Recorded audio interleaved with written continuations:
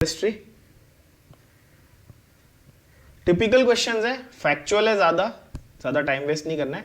थोड़े बहुत कॉन्सेप्ट एक दो चीजें कॉन्सेप्चुअल है, थोड़ी बायो से रिलेटेड जो अच्छी वाली चीजें हैं एनवायरमेंटल केमिस्ट्री में वो बता दूंगा, वो ध्यान में रख लेना। अदरवाइज फैक्चुअल चीजें याद करो, 4 मार्क पक्के करो, 15-20 क्वेश्चन है गिन के इतने कर लो, मोर देन इनफ है, ठीक है ना। चलो पहला क्या बोलता है देखो,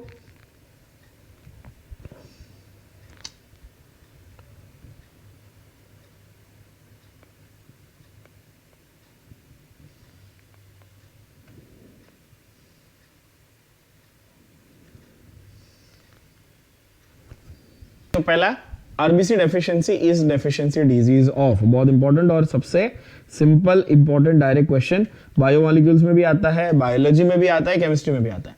विटामिन बी12 की डेफिशिएंसी से आपको क्या होता है, अनीमिया होता है। यस, कौन सा अनीमिया होता है,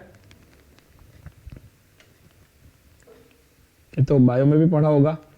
विटामिन बी12 की डेफिशिएंसी से पर्नीशियस अनीमिया होता है, कौन सा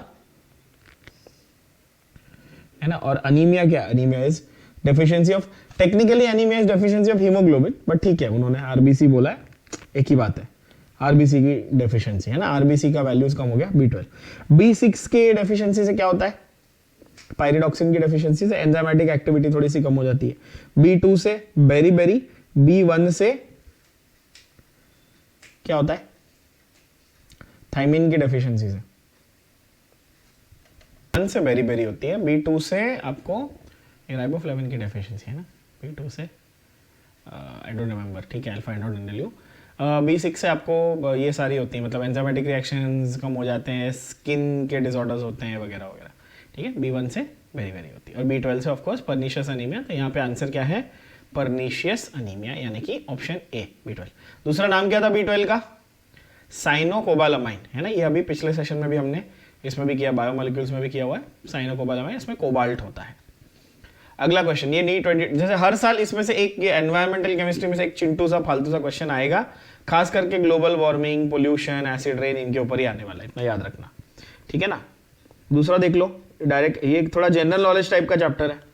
क्या है इसमें क्वेश्चन, नेक्स्ट वाला, विच of the following statements is not true, ध्यान रखना, not true about acid rain, acid rain के बारे में कौन सा वाला इसमें से नॉट ट्रू स्टेटमेंट है, ठीक है। It is due to reaction of SO2, NO2 and CO2 with rain water, क्या ये बात सच है ना। आपके पास हवा में जो भी गैशियस पोल्यूटेंट्स हैं, सल्फर डाइऑक्साइड, नाइट्रोजन के ऑक्साइड्स और कार्बन के ऑक्साइड, इनका क्या बनता है, इनका करस्पॉन्डिंग एसिड बन जाता है। यस, SO2 पानी के साथ मिलता है तो क्या बनता है बोलो, H2SO3 सल्फ्यूरस एसिड, है ना। NO2 मिलता है तो क्या बनता है, HNO3 नाइट्रिक एसिड, समझ रहे हो क्या। तो ऐसे आपके एसिड्स बनते हैं, तो ए तो सही है, अपने को नॉट ट्रू बोला है, ठीक है। It causes no damage to monuments like the Taj Mahal, does it cause damage, yes of course it causes damage, why, because ये एसिड्स जो हैं आपके, ये जो एसिड्स बन रहे हैं, acids tend to react with marble, है ना। ताजमहल किससे बना है, acids will react with what, marble, what is marble,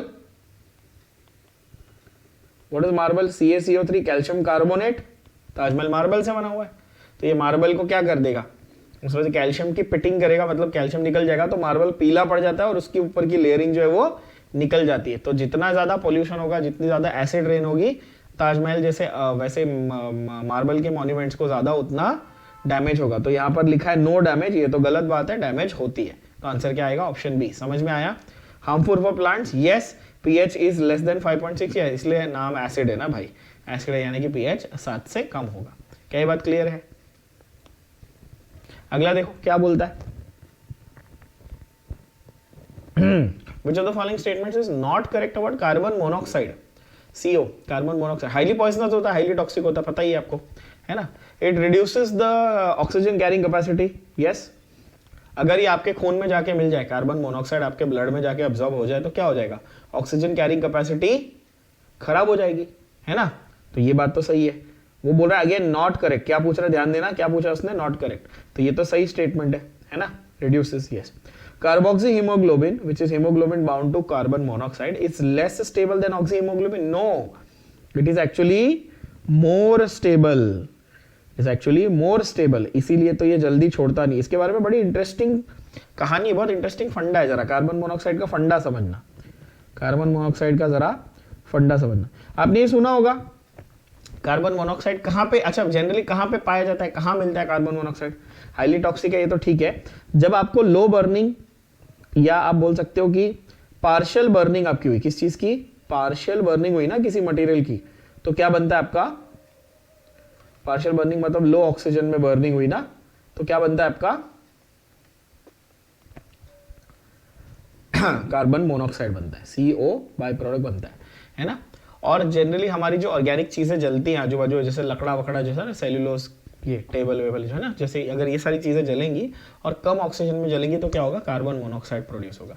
इसलिए जब कहीं अगर आग वगैरह लगती है कहीं बिल्डिंग में, तो लोग आग से जल के नहीं मरते, वो कार्बन मोनोऑक्साइड की इनहेलेशन से मर जाते हैं, है ना, डेथ हो जाती है लोगों की। अच्छा, वो क्यों होता है? एस्फिक्सिएशन, समझते हो? Asphyxiation means the idea of suffocation, biology में अपन ये पढ़ते हैं। अब होता कि उसके पीछे का थोड़ा मैकेनिज्म जानो, समझो। तो देखो यार, आपके ऑक्सीजन की जो टेंडेंसी है ना, वो हीमोग्लोबिन से जुड़ने की, ठीक है, तो वो HbO2 बनाता है। क्या बनाता है? HbO2, जिसको आप ऑक्सी हीमोग्लोबिन बोलते हो। उसको क्या बोलते हो? Oxy haemoglobin. मैं शॉर्ट में लिख रहा हूं ऑक्सी HB, ठीक है। इस ऑक्सीजन की टेंडेंसी होती है कार्बन मोनोऑक्साइड से भी जुड़ने की, है ना, कार्बन मोनोऑक्साइड से भी ये जुड़ता है। इसको बोलते हैं कार्बोक्सी हीमोग्लोबिन। क्या बोलते हैं? Carboxy haemoglobin. अच्छा, ये कार्बन डाइऑक्साइड के साथ जुड़ता है तो उसको क्या बोलते हैं? बायोलॉजी में पढ़ा है आपने, बताओ क्या बोलते हैं इसको बेटा? इसको बोलते हैं कार्ब अमीनो हीमोग्लोबिन। क्या बोलते हैं? क्या बोलते हैं?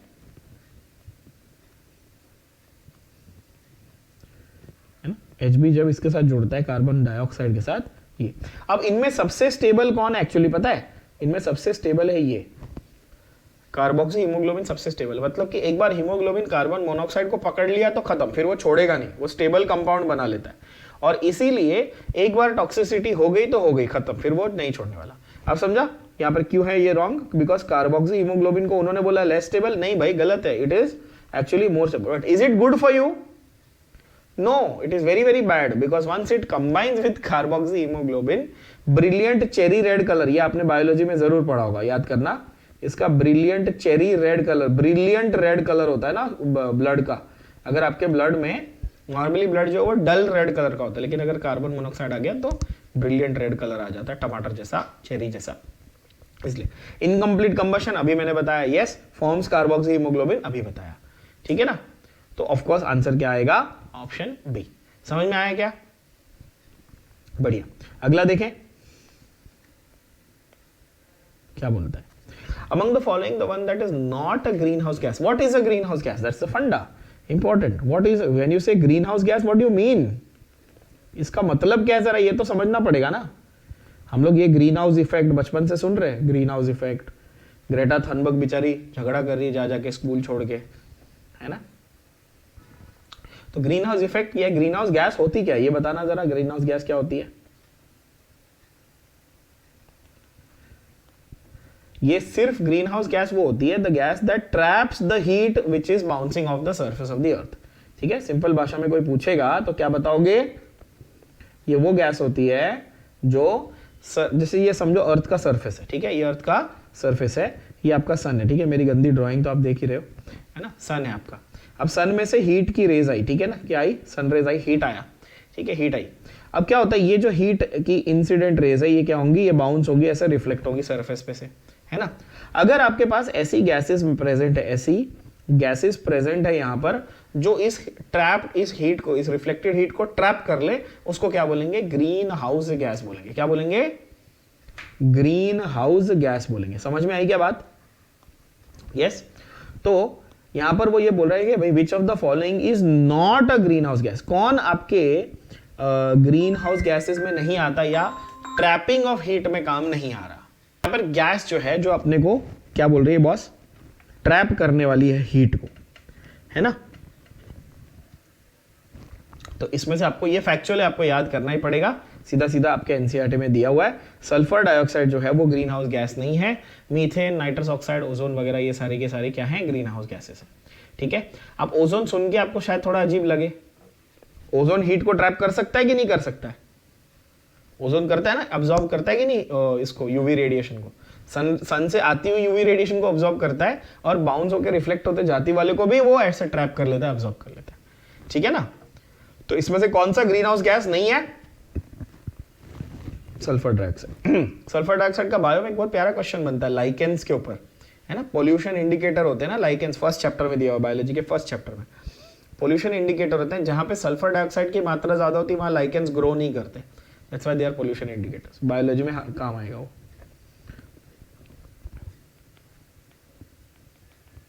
यहाँ पे मैं ये कंप्लीट कर देता हूँ। फ्रॉम अर्थ सरफेस, अर्थ के सरफेस पे से जो हीट रिफ्लेक्ट हुई उसको ट्रैप करने वाली गैसेस को आपकी ग्रीन हाउस गैसेस कहते हैं, ठीक है। अगला देखें क्या बोलता है, liquefied gas that is used for cleaning along with suitable detergent is. ये बहुत अच्छा है, ये स्टार मार्क करना है इस क्वेश्चन को। ड्राई क्लीनिंग सुना ही होगा, है ना। लॉन्ड्री में आप कपड़े देते हो ड्राई क्लीनिंग के लिए, है कि नहीं। तो ड्राई क्लीनिंग में एक्चुअली क्या यूज होता है, आपके पेट्रोलियम प्रोडक्ट्स ही यूज होते हैं बेसिकली, ठीक है ना। ज्यादा करके पेट्रोलियम प्रोडक्ट्स यूज होते हैं, ठीक है। पेट्रोल्स, पहले तो पेट्रोल से ही धोए जाते थे कपड़े, है ना। पानी से नहीं धोए जाते, इसलिए उसको ड्राई क्लीनिंग कहा जाता है। Now it is obviously they have other chemicals, other things, ठीक है। तो यहाँ पर liquefied gas that is used in dry cleaning along with a suitable reagent. Again ये फैक्चुअल क्वेश्चन है, बहुत इंपॉर्टेंट है। ड्राई क्लीनिंग में क्या यूज होता है, CO2। इसके लिए आपको एक ट्रिक दे देता हूँ, एक हिंट दे देता हूँ याद करने के लिए। आप ड्राई आइस, आपको मैंने पढ़ाया हुआ है ना, dry ice, yes. Dry ice क्या होता है, सॉलिड CO2, यस। तो ड्राई आइस, ये वर्ड आप CO2 से रिलेट करते हो, तो ड्राई क्लीनिंग भी आप CO2 से रिलेट कर लेना, ठीक है।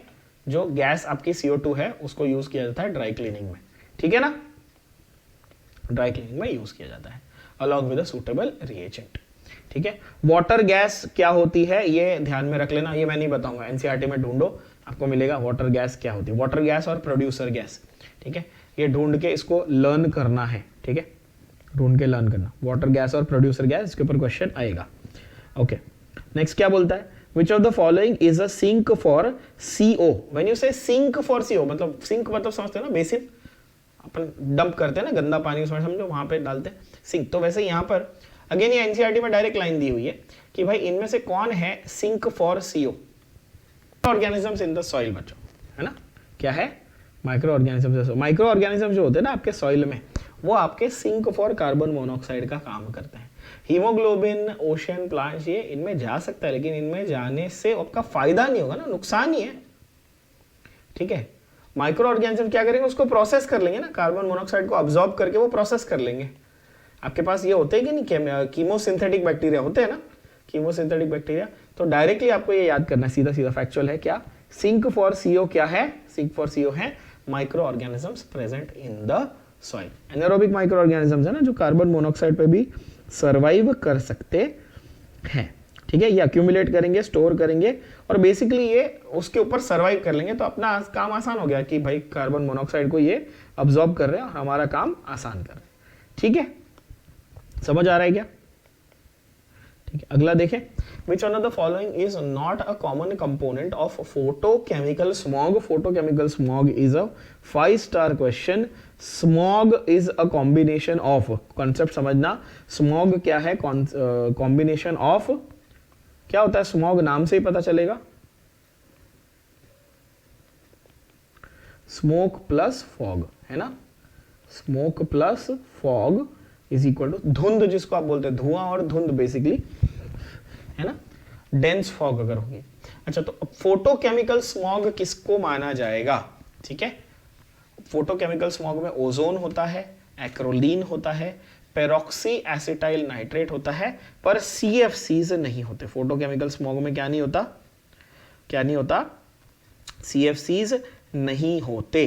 क्यों, क्योंकि भाई ये फोटोकेमिकल स्मॉग में लोअर लेवल पे नहीं, CFC तो राइज होके कहां जा रहे हैं, ओजोन लेयर को डैमेज करने जा रहे हैं। याद है बचपन में पढ़ा होगा अपने स्कूल में, CFC क्लोरोफ्लोरोकार्बन क्या करते हैं, अच्छा कहां से रिलीज होते हैं CFC, ये हमारे फ्रीऑन्स है। ये क्या है, हमारे CFCs हमारे क्या है बेसिकली, इसके बारे में थोड़े से फंडे समझ लो।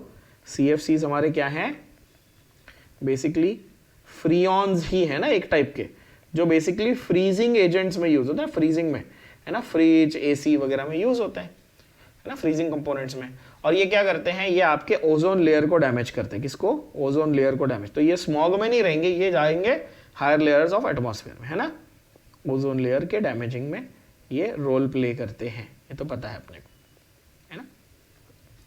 ओके, ओजोन, एक्रोलीन और पेरोक्सी एसिटाइल नाइट्रेट हमारे फोटोकेमिकल स्मॉग में मिलते हैं, क्लोरोफ्लोरोकार्बन नहीं मिलता। एक्रोलीन क्या था?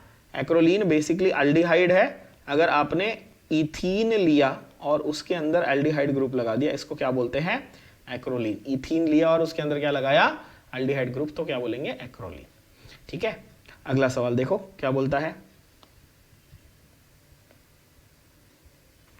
Which one of the following statements regarding photochemical smog again is not correct? Carbon monoxide does not play a role in the formation. ठीक है, ये सही स्टेटमेंट है क्या? हाँ, कार्बन मोनोऑक्साइड का रोल इसमें नहीं है। नॉट करेक्ट पूछा है ना, तो ए तो सही है, does not play a role, बराबर। Photochemical smog is an oxidising agent in character, हाँ इसमें ओजोन होता है ना, तो ऑक्सीडाइजिंग है। It is formed through photochemical reaction involving solar energy, ये भी नाम से ही पता चल रहा है यार, फोटोकेमिकल स्मॉग। और फोटो यहाँ से क्या आ रहा है? फोटो से क्या पता चल रहा है? सीधा याद रहेगा, solar energy. Photochemical smog does not cause irritation of eyes and throat, यार ये ऑब्वियस है, स्कूल का बच्चा भी आंसर दे देगा यार। नॉट करेक्ट स्टेटमेंट पूछा है। फोटोकेमिकल स्मॉग क्या करता है? Causes severe irritation of eyes and throat, yes. Causes, does not cause तो गलत है, सीवियर इरिटेशन कॉज करता है आपके आईज और थ्रोट का, दोनों में। ठीक है, इसमें क्या क्या होता है जैसा मैंने बताया इसके पहले क्वेश्चन में, ओजोन, एक्रोलीन, नाइट्रोजन के ऑक्साइड्स भी होते हैं, पेरोक्सी एसिटाइल नाइट्रेट, पैन जिसको आप बोलते हो, इसको पैन भी बोलते हो, इसको क्या बोलते हो? पेरोक्सी एसिटाइल नाइट्रेट यानी कि पैन। पॉलीमर्स वाला पैन अलग है, वो अलग है, ठीक है ना, वो अलग है। पॉली एक्रिलोनाइट्राइल है ना, वो अलग है। ओके, नेक्स्ट है आपका, क्या बोलता है? ग्रीन केमिस्ट्री मीन्स सच रिएक्शंस विच, ग्रीन केमिस्ट्री किसको कहा जाता है? जो कलर बनाते हैं उनको ग्रीन केमिस्ट्री कहेंगे क्या? स्टूपिड क्वेश्चन है। जो कलर बनाएंगे उनको ग्रीन केमिस्ट्री कहोगे क्या? नहीं। It reduces the use and production of hazards chemicals, क्या ये सही लग रहा है आपको? ऑप्शन बॉम्बे है ना। ग्रीन केमिस्ट्री किसी चीज को आपका, जैसे ग्रीन कॉरिडोर, ग्रीन व्हीकल्स, है ना, ग्रीन मतलब जो एनवायरमेंट को सूट करे। यहाँ पर ग्रीन ये शब्द किस चीज को ये सिग्निफाई करता है? यहाँ पर green symbolizes the something that will, a technique or a method, something that will suit the environment, ठीक है ना, ठीक है, something that will suit the environment or that will benefit the environment, that shall benefit the environment, ठीक है। तो उससे सबसे सिंपल और इजी ऑप्शन आपको समझ में आता है ऑप्शन बी। बाकी आप देखो तो बहुत ही बकवास लगेंगे आपको, है ना, बाकी बकवास है ना, क्यों? चेक करो। Reduces use of hazardous chemicals, yes, green chemistry है। Depletion of ozone, नहीं भैया। Study of reaction in plants, no, of course that is photosynthesis and respiration, आप बायोलॉजी में वो पढ़ते हो। Environment की केमिस्ट्री में बहुत कम क्वेश्चन आए हैं, खास करके अगर आप अभी प्रीवियस में देखोगे 13, 14, 15, 16, 17, 18, 19, 20, हर साल एक क्वेश्चन स्टैंडर्ड है। फोटोकेमिकल स्मॉग पे सवाल आएगा या एयर पोल्यूटेंट्स या वाटर पोल्यूटेंट्स पे सवाल आएगा। केमिस्ट्री इन एवरीडे लाइफ के questions straight forward, direct factual है, याद कर लो। 4 मार्क इसमें से पक्के कर लो ना, ठीक है, मेन क्वेश्चन कर लो, वैसे जो भी मोस्टली रिपीट ही होते हैं और जो कॉन्सेप्ट्स हैं ओवरऑल सिमिलर ही रहेंगे तो पूछने वाले हैं वो। एनसीईआरटी से इन चैप्टर की रीडिंग एक बार कर लेनी है, ठीक है ना, एनवायरमेंटल केमिस्ट्री और कौन सी, ये वाली chemistry in everyday life. NCERT से रीडिंग प्रॉपर्ली कर लेनी है, 2-3 स्ट्रक्चर बता रहा हूँ, मॉर्फिन के स्ट्रक्चर है वो एक बार एनसीईआरटी से बना के प्रैक्टिस कर लेने, दैट्स इट। ज्यादा टाइम वेस्ट नहीं करना, आधा घंटे में 2 चैप्टर निपटा देने, यही स्मार्ट तरीका है इन चैप्टर्स को करने का। इसको इनकी इतनी वैल्यू ही नहीं कि इनके ऊपर आप ज्यादा टाइम दो, ठीक है ना। 4 मार्क फोकट के हैं वो ले लो, बस खत्म हो गई। अच्छा, which one of the following polymers is prepared by addition polymerisation, इनमें से कौन सा वाला पॉलीमर एडिशन पॉलीमराइजेशन से बनता है, ठीक है ना। क्या क्या ऑप्शंस दिए हैं आपको? इन्होंने ऑप्शन दिया है टेफ्लॉन, नाइलॉन 66, नोवोलैक और डैक्रॉन, ठीक है। तो जरा इनके बारे में थोड़े से फंडे सीख लेते हैं, समझ लेते हैं ना। नीट 2021 में अभी जस्ट आया हुआ सवाल है ना पिछले बार, ओके। एक एक करके सब समझ लेते हैं इसमें। ए आपका क्या है? टेफ्लॉन। टेफ्लॉन का एक्चुअली दूसरा नाम क्या है? टेफ्लॉन इज PTFE, क्या है? PTFE, that is poly tetrafluoroethylene. क्या है? पॉली टेट्राफ्लोरोइथिलीन, CF2, ठीक है, CF2, ये वाला। तो ये इथिलीन का डेरिवेटिव है, तो ऑफकोर्स यही आंसर है, क्योंकि एडिशन पॉलीमराइजेशन बोला है तो टेफ्लॉन जो है वो एडिशन से बनता है इथिलीन के टेट्राफ्लोरो डेरिवेटिव से, है ना। मतलब आप इथिलीन में जो दो हाइड्रोजन थे ना, दोनों 4 हाइड्रोजन को हटा दो, 4 फ्लोरीन लगा दो, आपका बन गया टेफ्लॉन। टेफ्लॉन की कोटिंग लगाते हैं अपन गाड़ी पे, स्क्रैच प्रूफ कोटिंग, है ना, फोन पे भी लगाते हैं कोई लोग टेफ्लॉन कोटिंग, खास करके कार और बाइक पे लगाते हो, नॉन स्टिक कुकवेयर पे भी लगाते हैं, घर पे देखा होगा, है ना। दूसरा क्या है, नाइलॉन 6 क्या है, नाइलॉन 6,6, है ना। किससे बनता है ये, 2 चीजों से, एक तो एडिपिक एसिड से बनता है ये, किससे, एडिपिक एसिड, प्लस दूसरा है इसका कंपोनेंट हेक्सामिथिलीन डायअमाइन। ये थोड़ा सा आपको लर्न करना पड़ेगा क्योंकि ये फैक्चुअल चीजें हैं, ठीक है। हेक्सामिथिलीन क्या, डायअमाइन, ये दोनों के कंडेंसेशन रिएक्शन से बनता है। नाइलॉन एक सॉल्ट है, कंडेंसेशन से बनता है। नोवोलैक क्या है, नोवोलैक तो पता ही है ना, नोवोलैक क्या है, मैं ऐसा बोलता हूं तो तुरंत स्ट्राइक होता है ना, नोवोलैक है ना, नेरोलैक पेंट्स में यूज होता है, बट ये एक्चुअली स्ट्रेट चेन फॉर्म होता है। ये स्ट्रेट चेन फॉर्म होता है किसका, स्ट्रेट अनब्रांच्ड फॉर्म होता है आपके फिनॉल फॉर्मेल्डिहाइड पॉलीमर का। किसका, फिनॉल फॉर्मेल्डिहाइड पॉलीमर। इसी का आप अगर ब्रांचिंग करा देते हो, नेटवर्क पॉलीमर बनाते हो, तो बेकलाइट बन जाता है ना। फिनॉल फॉर्मेल्डिहाइड आपने ले लिया तो क्या बनता है, उसका स्ट्रेट फॉर्म जो है वो, तो जब 2 अलग अलग कंपोनेंट आपको दिख रहा है, 2 अलग अलग कंपोनेंट है तो कंडेंसेशन, सिंगल कंपोनेंट है तो सिंगल कंपोनेंट है तो एडिशन। तो हमारा आंसर तो आ गया। मैं आपको बाकी सब डिटेल्स इसलिए लिखवा रहा हूं कि बाकी ऑप्शंस के रिलेटेड आपको कोई सवाल आ जाए तो आपको ध्यान में रहे, ठीक है ना। डैक्रोन किसका दूसरा नाम है, डैक्रोन दूसरा नाम किसका है, पॉलिएस्टर का नाम है ना। ये तो नाम सुना हुआ आपने, इंडिया में अपन पॉलिस्टर बोलते, पॉलिस्टर का कपड़ा। धीरूभाई अंबानी ने पूरा एम्पायर खड़ा किया था ना इसके ऊपर। केला सिल्क, अपने हिंदी में, गुजराती में क्या बोलते हैं, केला सिल्क बोलते हैं, है ना। तो डैक्रोन क्या है, डैक्रोन ये बेसिकली अगेन ये भी आपका ये है ना, क्या बोलते हैं, DMT डाइमिथाइल टरफ्थैलेट से बनता है। ये किससे बनता है, DMT यानी कि डाइमिथाइल टेरफ्थैलेट से बनता है। तो ये भी आपका कंडेंसेशन पॉलीमर है। तो आंसर क्या आया, ऑप्शन ए। समझ में आया क्या, सिंपल एडिशन पॉलीमराइजेशन।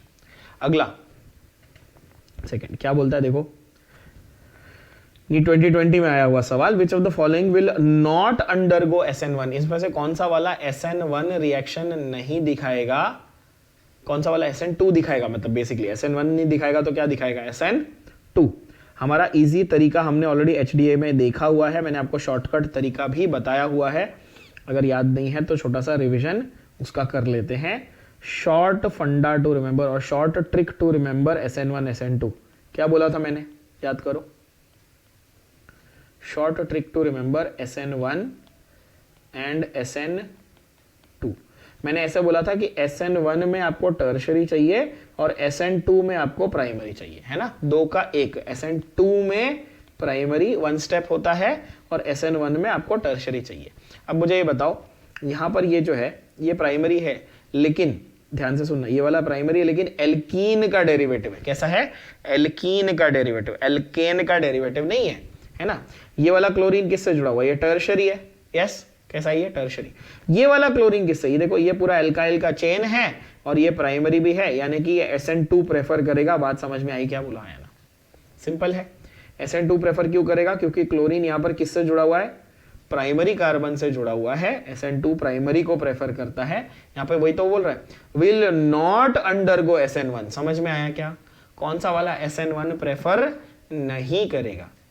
तो ये आर्ग्यूमेंट हो सकता था, सर ये भी तो है, सही तो है ना, क्लोरीन जो है करेक्ट, ये भी तो कर सकता था। हाँ, लेकिन इसमें से ज्यादा अगर इन दोनों में से मेरे को ऑप्शन करना हो, चूज करना हो, तो मैं क्या करूंगा, ऑप्शन सी। समझ में आया क्या, ठीक है। ऐसे करने के लिए तो और भी हो सकते थे। अगला वाला देखो क्या बोलता है, which of the following is not true about chloramphenicol. ये बहुत अच्छा है सवाल है, क्लोरामफेनिकॉल डायरेक्ट सवाल है, फैक्चुअल है और इंपॉर्टेंट है, आपको याद रखना पड़ेगा। फैक्चुअल है और इंपॉर्टेंट है। इनमें से क्या बोल रहा है वो, क्लोरामफेनिकॉल। अब ये क्लोरामफेनिकॉल क्या है, क्लोरामफेनिकॉल पहली बात तो भाई टाइफॉइड का ये ड्रग ऑफ चॉइस होता है। क्या, किसका? टाइफॉइड फीवर का ड्रग ऑफ चॉइस होता है। It's a broad spectrum antibiotic, ठीक है, it is a broad spectrum antibiotic and it is bacteriostatic, मतलब ये बैक्टीरिया को मारता नहीं है, ये बैक्टीरियोस्टैटिक है, उसको मारेगा नहीं, उसकी ग्रोथ को ये लिमिट करेगा। अच्छा, ये कैसे याद रहेगा? आप बोलो सर हमको रट्टा मारना, रट्टा नहीं मारना। देखो समझाता हूं। पहली बात तो ये ऑप्शन सी और डी को ध्यान से देखो, ये दोनों ऑपोजिट है, तो दोनों में से एक आंसर तो होना ही चाहिए, बाकी तो बात खत्म होगी। ए और बी हटा दिया, दो ऑपोजिट ऑप्शन हो गए तो इसमें से एक आंसर होगा, ये बात है कि नहीं है ना? इन दोनों को तो मैं छोड़ नहीं सकता हूं, ठीक है। अगर इन दोनों को छोड़ के आप ए या बी में से कुछ मार्क कर रहे हो तो आप घोचू, इसका मतलब कि आप अगर ए या बी में से ये मार्क कर रहे हो नॉट ट्रू, तो आपने इन दोनों को सही मान लिया, दोनों ऑपोजिट स्टेटमेंट तो सही नहीं हो सकती ना। अच्छा, तो बैक्टीरिसाइडल है कि स्टैटिक है, आपको कैसे याद रखना है? एक बहुत सिंपल तरीका बता दो। मैंने क्या बोला? क्लोरामफेनिकॉल किसके ट्रीटमेंट में यूज होता है? बोलो, किसके ट्रीटमेंट में यूज होता है? टाइफॉइड फीवर के, किसके? है ना, क्लोरामफेनिकॉल टाइफॉइड फीवर के ट्रीटमेंट में यूज होता है। और टाइफॉइड एक ऐसा फीवर है जिसका रिलैप्स बहुत होता है, आपने सुना होगा जरूर अपने आसपास कि टाइफॉइड हुआ, फिर थोड़ा ठीक हुआ, फिर दोबारा हो गया। सुना, ये बहुत कॉमन चीज है इंडिया में, तो टाइफॉइड दोबारा हो गया, रिलैप्स। अगर वो सारे बैक्टीरिया को मार देता हो तो रिलैप्स होता क्या आपको? नहीं, वो क्या करता है? ग्रोथ कम करता है, पूरी तरह नहीं मारता, इसीलिए आपको रिलैप्स होने के चांसेस काफी ज्यादा रहते हैं। तो ये बैक्टीरियोस्टैटिक है कि बैक्टीरियोसाइडल है? बताओ, है ना, क्या है?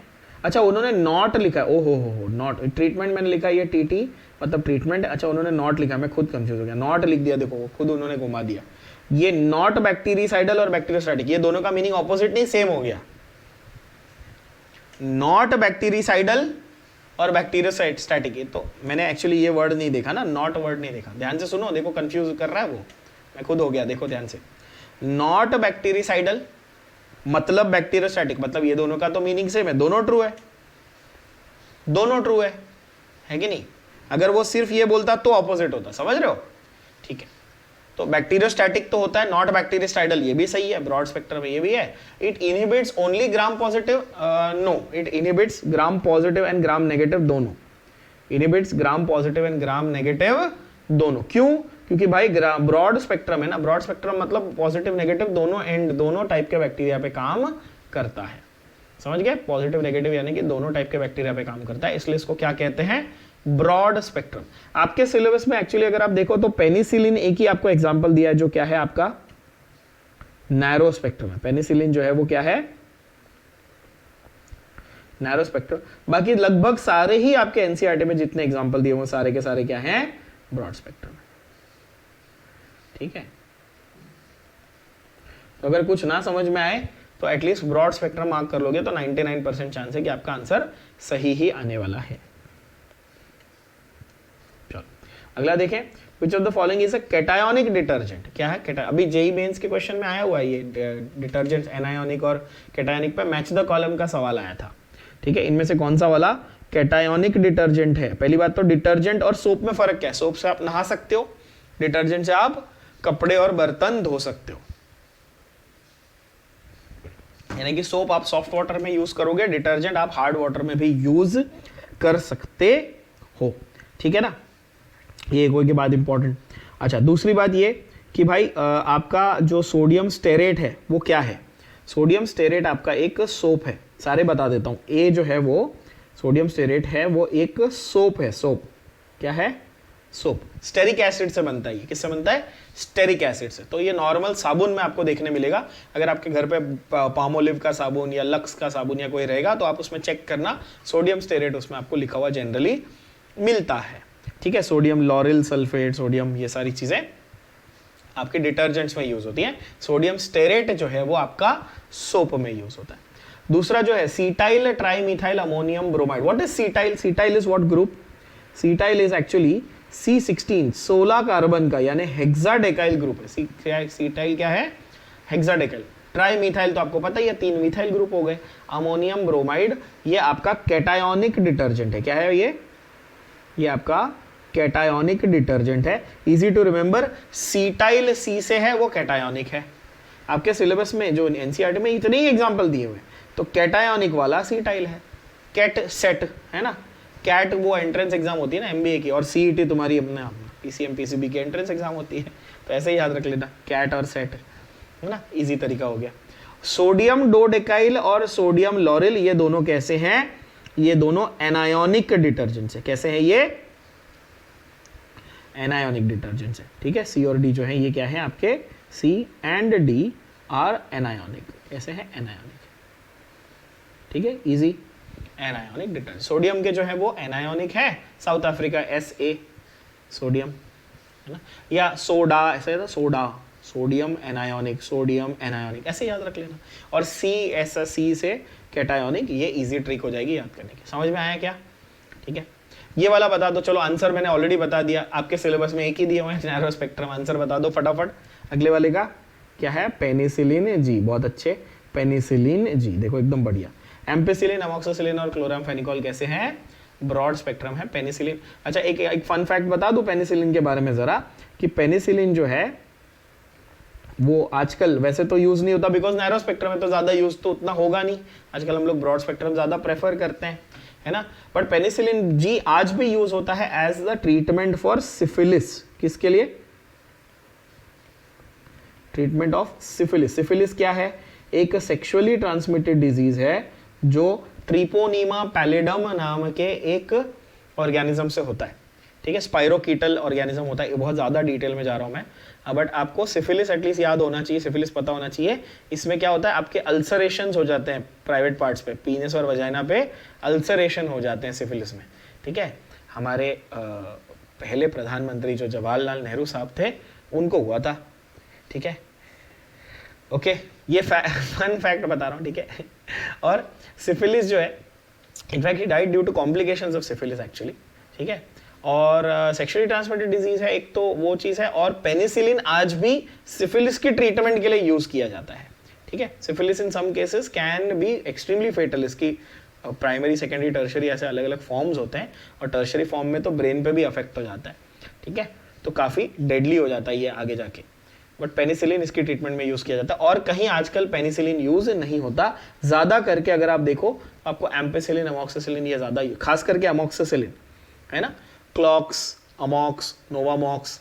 आप जो एंटीबायोटिक खाते हो, आपको दांत वात दर्द हुआ था जब ये एंटीबायोटिक आप लेते हो जो, है ना, तो वो आप क्या अमॉक्सिसिलिन लेते हो जनरली, ठीक है ना। बहुत ही कॉमन एंटीबायोटिक्स है ये सर, या थ्रोट इन्फेक्शन वगैरह होता है तभी भी आप लेते हो, उसके ऊपर तो मैं पूरा मतलब 4 घंटे बोलूंगा तो भी कम है ना। Artificial sweetener that is stable at cooking temperature and does not provide calories. 5 star question artificial sugar substitutes के ऊपर कई बार क्वेश्चन आता है, बहुत इंपॉर्टेंट सवाल है। Yes of course answer is what,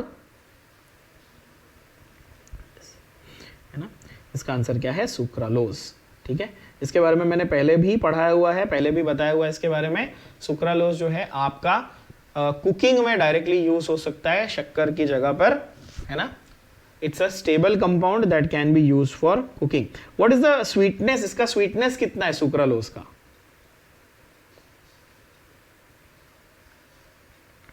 रफली 600 times,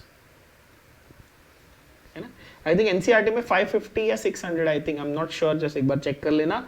600 times sweeter than natural sugar ऐसा दिया हुआ है ना, than cane sugar. Cane sugar आप नॉर्मली यूज करते हो, केन शुगर यानी कि आपका सुक्रोज, है ना, उससे 600 गुना ज्यादा ये स्वीट होता है। मिक्सचर ऑफ क्लोरोज है, ये अभी जेई में भी इसके ऊपर सवाल आया हुआ है, बस जेई में भी सवाल हुआ है। और ये तो मतलब इसको 5 स्टार करोगे तो भी कम है, 5000 स्टार करना चाहिए इसको। क्लोरोजाइनिनॉल और टर्पिनियोल क्या है, हाँ, मुझे ऐसा एक ऐड आता है ना टीवी पे, आजकल कोविड में बहुत चल रहा था, 99.9% जर्म्स मारे, हर माँ का भरोसा डेटॉल। ये है डेटॉल, दैट इज एंटीसेप्टिक, है ना। क्लोरोजाइलिनॉल प्लस डेटॉल ये ब्रांड है ना, बट उसमें केमिकल क्या है, क्लोरोजाइलिनॉल प्लस टर्पिनियोल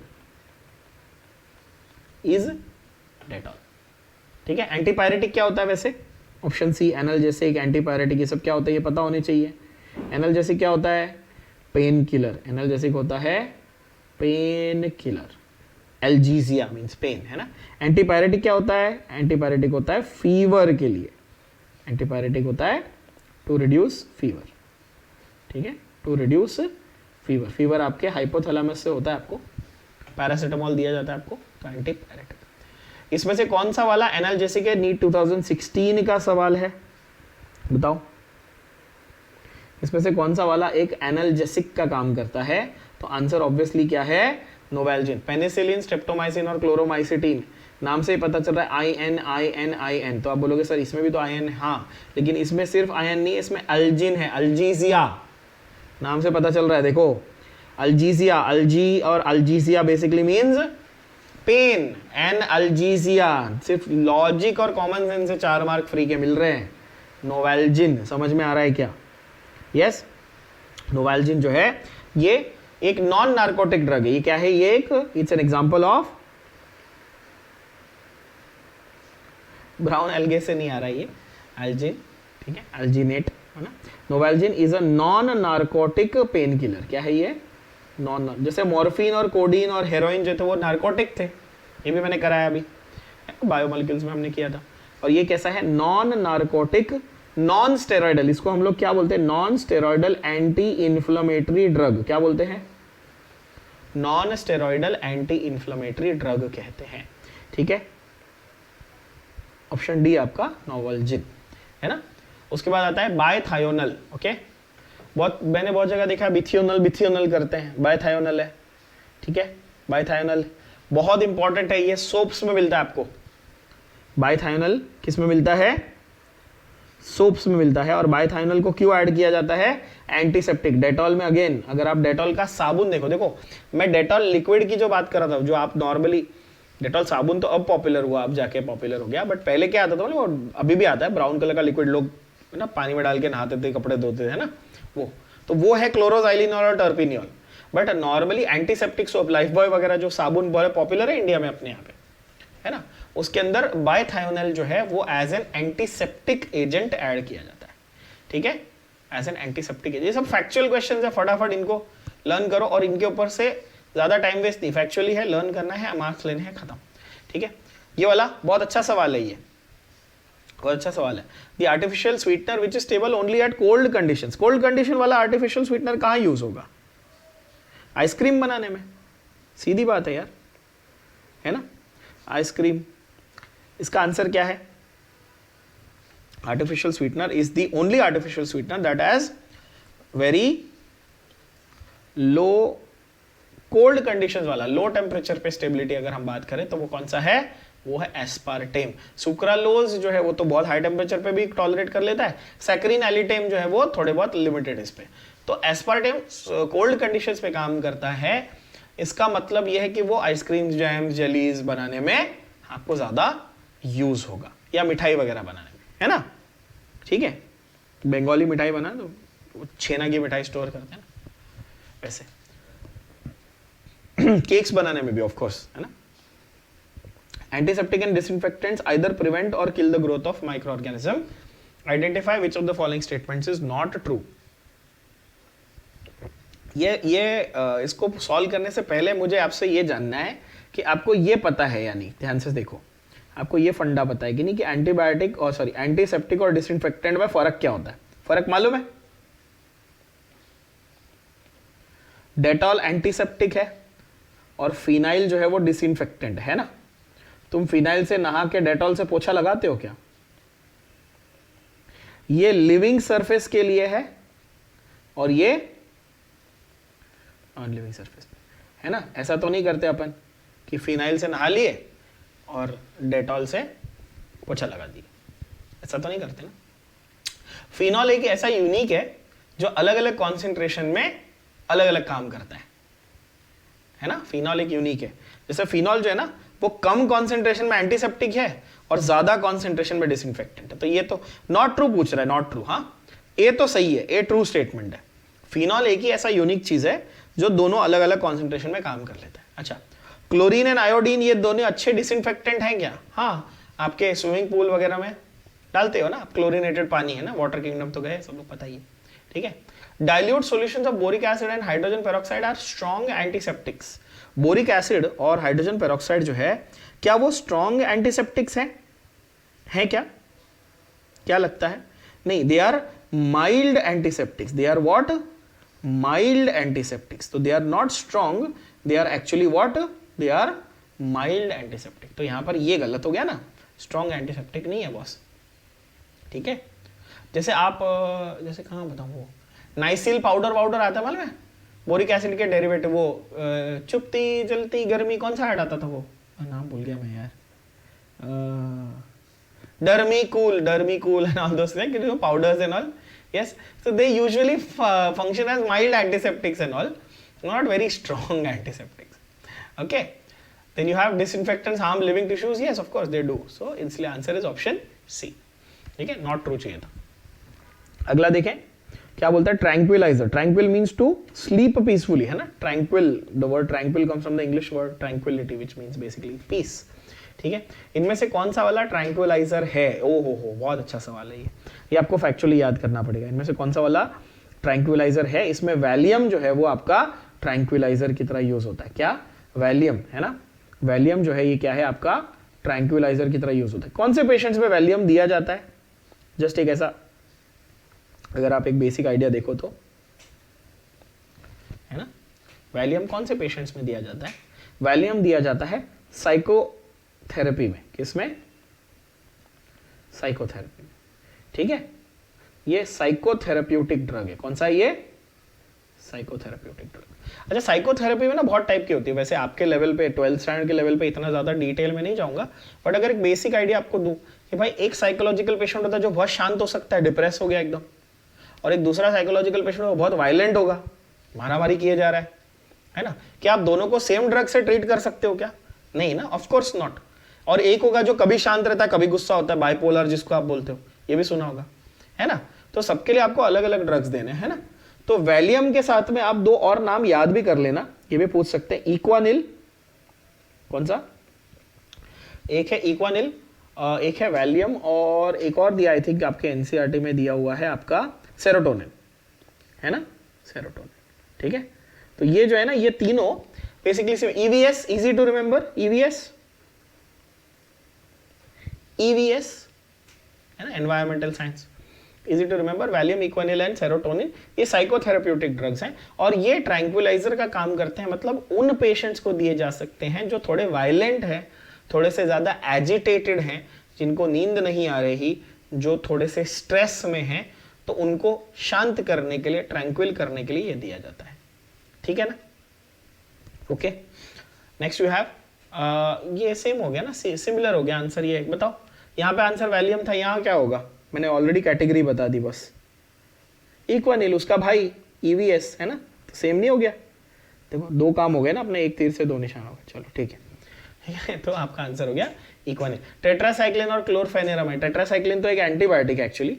क्लोरफेनेरामाइन आपके एंटी एलर्जिक्स में यूज होता है, नेप्रोक्सेन भी एनाल्जेसिक्स में यूज होता है ज्यादा करके। ठीक है, which one of the following can be possibly be used as an analgesic without causing addiction? मतलब नार्कोटिक या नॉन नार्कोटिक? एडिक्शन नहीं चाहिए, मतलब कि नॉन नार्कोटिक चाहिए। एडिक्शन मतलब एडिक्शन नहीं चाहिए, मतलब नॉन नार्कोटिक चाहिए। तो इसमें से एक ही है जो आपको पता है कि जो कंप्लीटली नॉन नार्कोटिक है। नाम देखकर ही पता चल जाएगा कौन सा। अगर नाम देखकर पता नहीं चल रहा है तो फिर गड़बड़ है, नाम देखकर पता चलना चाहिए। N acetyl para aminophenol, this is घुमा फिरा के पैरासीटामोल। सी, प्यारा सा नाम है, कैसा? पैरा एसिटामोल, ऐसे नाम है। पैरासीटामोल नॉन नार्कोटिक ड्रग, समझ गए? उसका केमिकल नाम एन एसिटाइल पैरा अमाइनोफिनॉल है, पर आप उसको सादी सीधी भाषा में पैरासीटामोल बोल देते हो। ठीक है, और उसका ट्रेड नेम तो आपको पता ही है, क्रोसिन, डोलो, या जो भी आपको मालूम है, या बहुत सारे और कैसे आते हैं वो, काल्पोल 500, से बहुत सारे ड्रग्स आते हैं। ठीक है, पैरासीटामोल उनका प्राइमरी जो है नॉन नार्कोटिक कंपोनेंट है। कौन सा है? Non narcotic. क्या मैं इसको एनसेड बोल दूं? क्या मैं इसको एनसेड बोल दूं? यस, नॉन नार्कोटिक यानी कि एनसेड, क्या बोलते हैं, non steroidal anti inflammatory drug. ठीक है ना। नार्कोटिक वो होता है जो अर्नब गोस्वामी मांग रहा है ना, ड्रग दो ड्रग दो ड्रग दो। शाहरुख के बेटे के पास मिला कि नहीं आज तक पता नहीं चला, है कि नहीं। Dettol very common question, as I said ये आएगा, आने के बहुत हाई चांसेस हैं। आंसर है क्या, क्लोरोसाइनिनॉल प्लस टर्पिनियोल। अब इसमें एक इंपॉर्टेंट सवाल ये है, ध्यान से देखना कि ऑर्थोक्लोरोजाइलिनॉल है और टर्पिनियोल है कि नॉर्मल क्लोरोजाइलिनॉल और टर्पिनियोल है। आंसर है ऑप्शन डी, ठीक है। ऑर्थो पोजीशन वाला आपको कोई स्पेसिफाई नहीं किया हुआ है आपके एनसीईआरटी में, सिर्फ ये दिया हुआ है क्या, क्लोरोजाइलिनॉल और टर्पिनियोल, ठीक है ना। तो environmental chemistry and chemistry in every life के मेजर सारे क्वेश्चंस हमने कवर कर लिए, खत्म। तो ये चिट्टू मिंटू चैप्टर है, इनको खत्म कर दिया। पॉलीमर्स कर लेते हैं, उसके बाद कोऑर्डिनेशन केमिस्ट्री पे चलेंगे, काफी इंपॉर्टेंट टॉपिक है। लास्ट के थोड़े बहुत टॉपिक्स बचे हैं, उनको खत्म कर लेते हैं बच्चों, और प्रैक्टिस करते रहो। अब मॉक, ठीक है, लास्ट के अभी 15 दिन जो है आपके पास, उसमें सिर्फ मॉक टेस्ट पे ज्यादा फोकस करो rather than doing separate topics और चैप्टर्स एज सच। केमिस्ट्री में एनसीईआरटी के पीछे मत पढ़ो, अभी भी कह रहा हूँ, वो एनसीईआरटी पढ़ने का टाइम अलग होता है। अभी पीवाईक्यूज करो सारे के सारे जितने हो सकते हैं, क्वेश्चन वाइज फॉर्मेट और फंडे को फॉलो करो, और प्रैक्टिस भी आप पीवाईक्यूज की ही ज्यादा रखो, ठीक है। पढ़ते रहो, बढ़ते रहो।